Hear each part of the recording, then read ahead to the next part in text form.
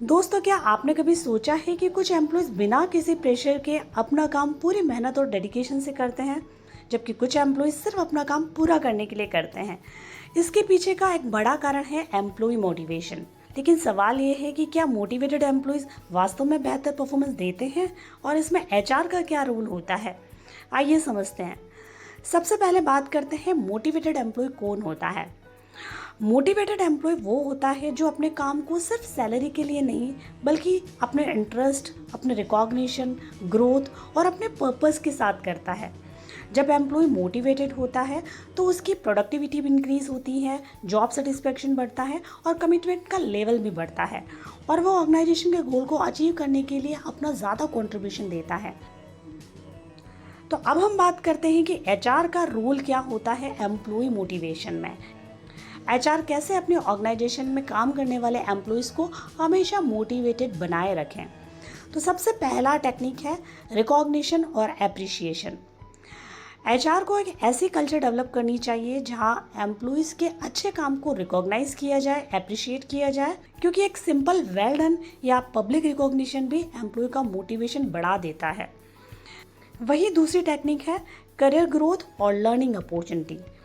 अगर एम्प्लॉयज़ को लगता है कि ऑर्गेनाइजेशन में उनके ग्रोथ के लिए बहुत सारी अपॉर्चुनिटीज़ दी जा रही हैं, तो एम्प्लॉयज़ मोटिवेटेड रहते हैं, क्योंकि एक कॉम्पिटेंट एम्प्लॉयज़ हमेशा चाहता है कि उसका करियर एनहांसमेंट हो, उसको करियर एनहांसमेंट के लिए डिफरेंट अपॉर्चुनिटीज़ मिले।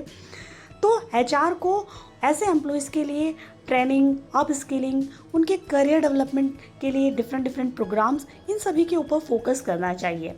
तो उससे एम्प्लॉय ऑर्गेनाइजेशन में मोटिवेटेड रहेंगे। थर्ड टेक्निक है फेयर रिवार्ड्स और इंसेंटिव्स।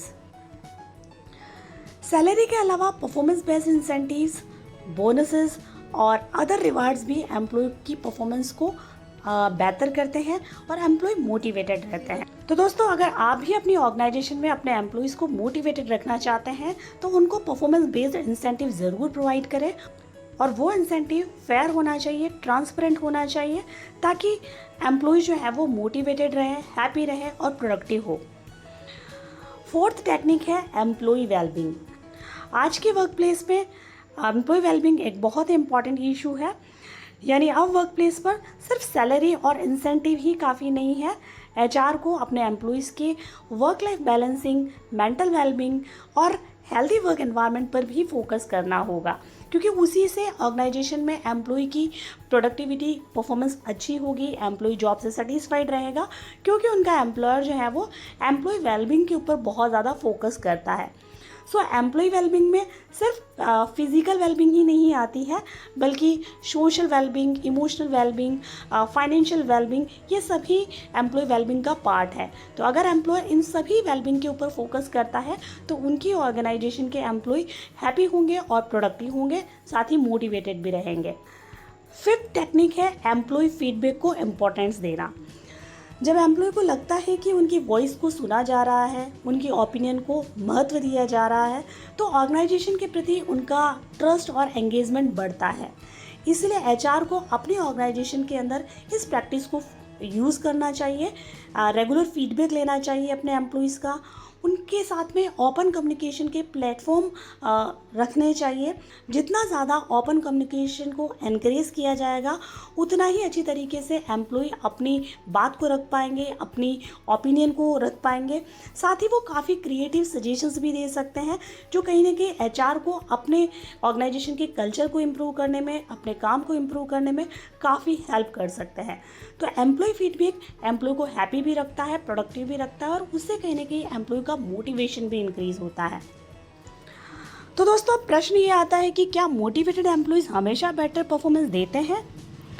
अधिकतर केसेस में मोटिवेशन परफॉर्मेंस को इम्प्रूव करने में हेल्प करता है, लेकिन केवल मोटिवेशन ही काफ़ी नहीं होता है।